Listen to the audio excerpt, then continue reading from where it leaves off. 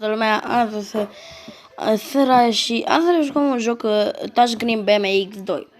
E un joc destul de mișto și e foarte tare. Tocmai s-a făcut și un update pe el și e mișto. Acum, partea proastă că nu prea o să mai postez așa de mult, din păcate, știți de ce și ce hai să jucăm.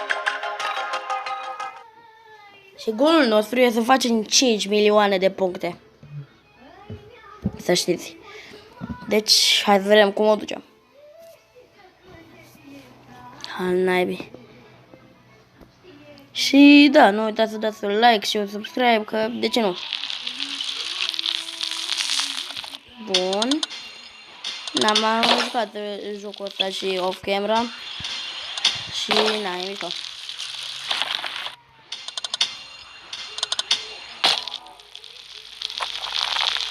Dacă puteți face niște sugestii de tricuri sau ceva și